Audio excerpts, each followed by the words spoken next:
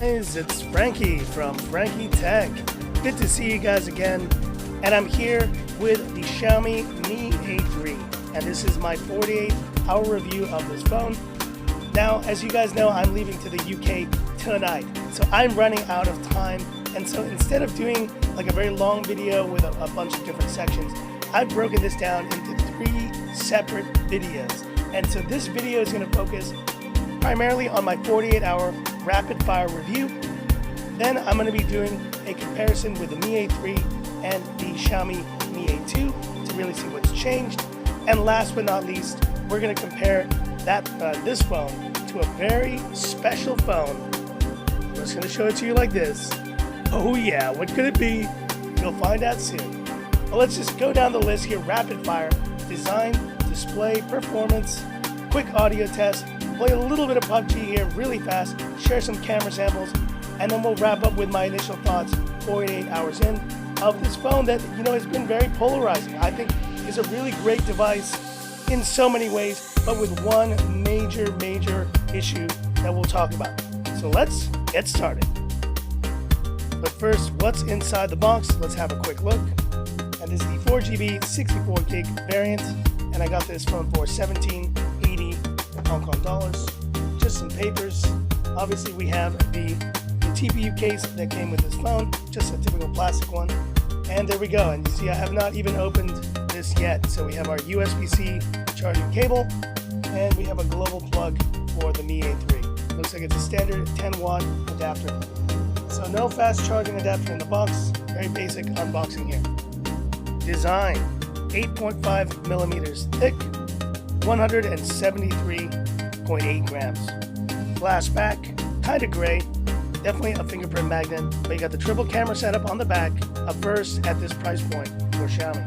3.5 millimeter headphone jack and IR blaster, power button and volume rocker, USB-C mics and speakers, and the SIM tray on one side. Feels premium in the hand, and honestly, that is my favorite part of this phone. Bottom bezel is a little bit larger than the one on the CC9. Could be a little smaller, but I'm not going to complain at this price point. I know some of you guys don't like the notch, but I don't mind this one, similar to the one on the Xiaomi Mi 9. The bezels are a little bigger than some of the phones I've been testing, but it's still not a deal breaker. Body-wise, design-wise, this phone is a go for me. But now let's talk about it. Display: 6.088 inch AMOLED 720p HD plus with a 286 pixel per inch density, Corning Gorilla Glass 5. And guys, this has got to be the most underwhelming part of using this phone. While the colors do look good, and here you can see the icons, it's the resolution that I just cannot accept even after 48 hours with this phone. And not sure if it's appearing here in the camera, but as you can tell, the text and just the edges of the icons are a lot more jagged. This is what happens when you do pen tile matrix under 300 ppi.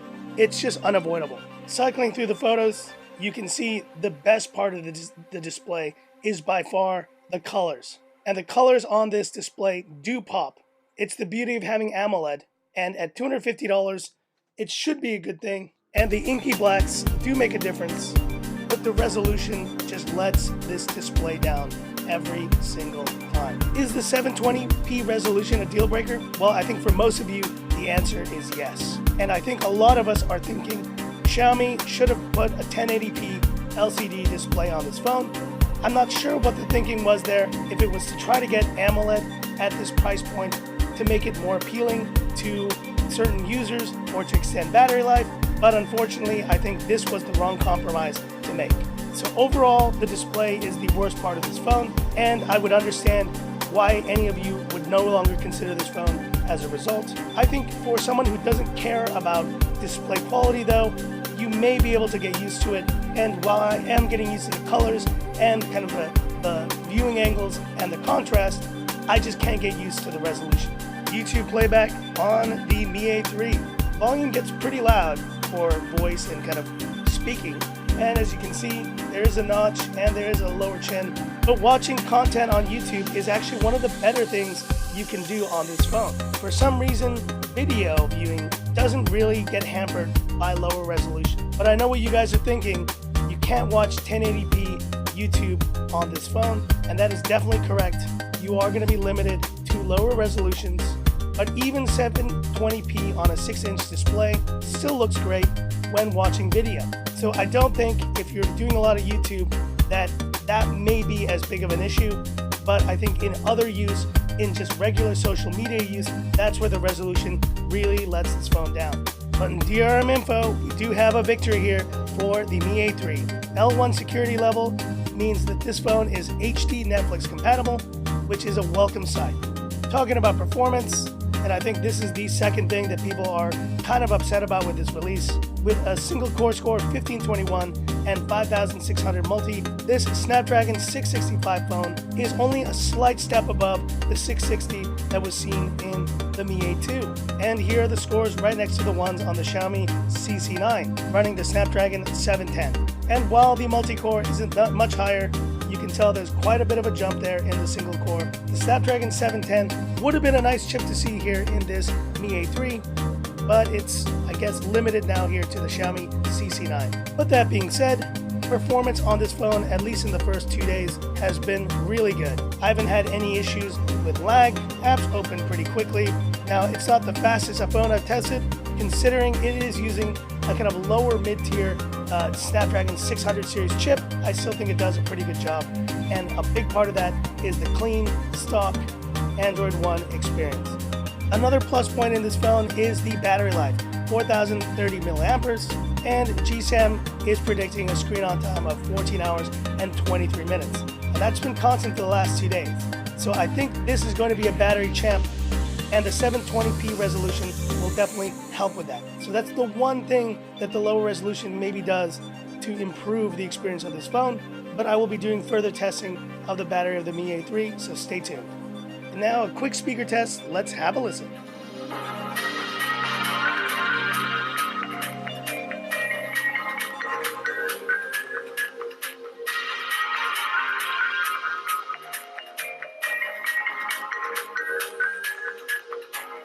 And now let's listen to the Xiaomi CC9 and see how it does in the same test.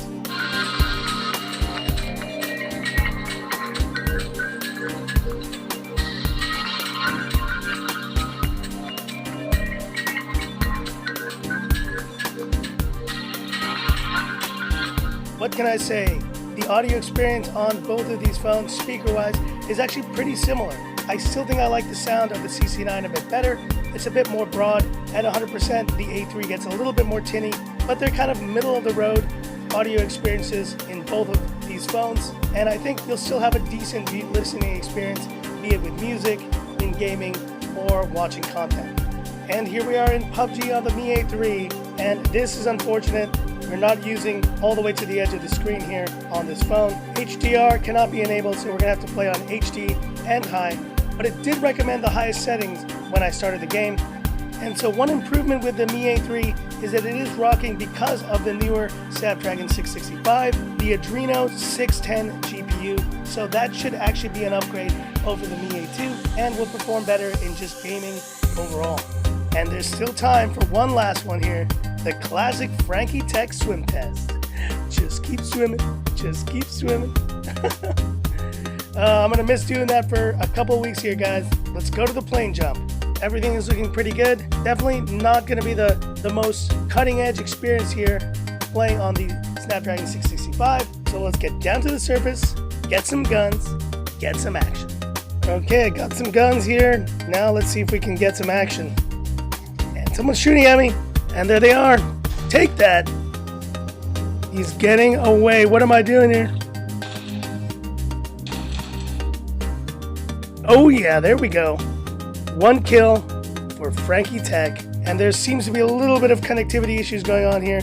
So hopefully it will not crash the game. But the phone is definitely getting warm on the left side here.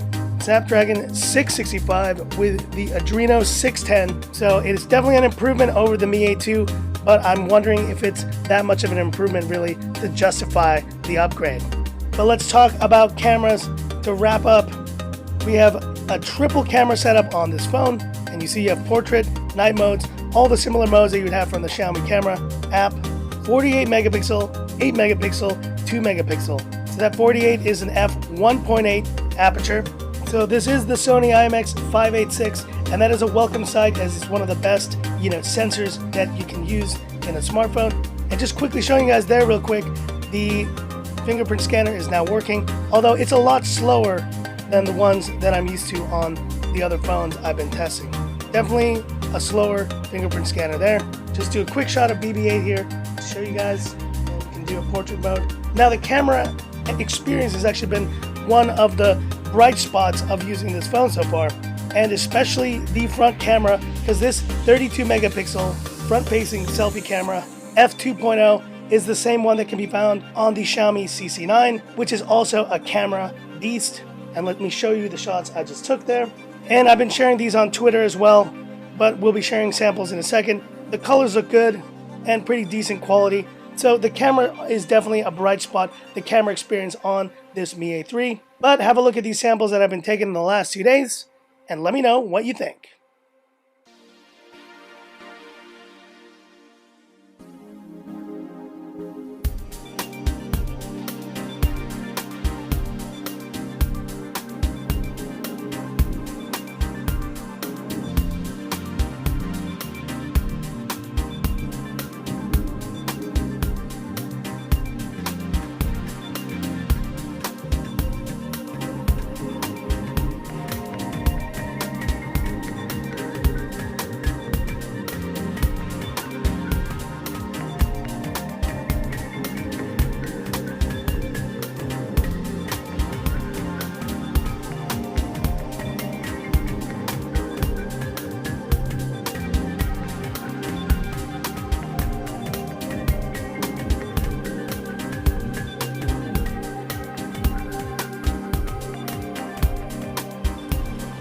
And this is 4K 30 FPS rear-facing video on the Mi A3.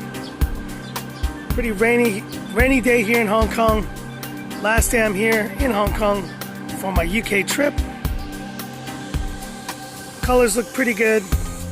Remembering the Mi A2 had some pretty good mics and decent stabilization. But hit me up in the comments, what do you think? Xiaomi Mi A3. I think it's safe to say that a lot of us were very excited about this phone, and then were very upset, very kind of underwhelmed and disappointed when we saw that this display was 720p. But I will say there are a lot of factors about this phone that are positive, from the battery life to the build quality to the cameras, and the general experience of using this phone is still pretty good. The haptics have improved. They're still not to the level of the ones on the Mi 9 or the kind of the flagships Pixel and XS Max and OnePlus 7 Pro, but they are okay and they do the job. But it's nice to have also L1 out of the box on this phone. But the question really comes down to this: are there enough good things on this phone that can counter the one major negative of the 720p resolution? And I'm sad to say, I think the answer is no. Why is that the case? Because when we use our smartphones, we use them constantly. And the thing we interact with more than anything else is the display. The display always needs to be a good enough experience to make you want to keep using a phone. And there's so many great experiences that this phone offers for that $250 price point. But the one thing that it can't offer is a good display experience. And that goes from reading text on websites, to just scrolling the internet, to using apps, to playing games. The low resolution just rears its ugly head over and over and over again. And I really wish Xiaomi had instead opted for a 1080p LCD display on this phone. As it stands, because of that resolution, and just because it is something that I just don't find acceptable in 2019, I sadly cannot recommend this Mi A3 for purchase. And the other point that I need to make is that this Mi A3, I feel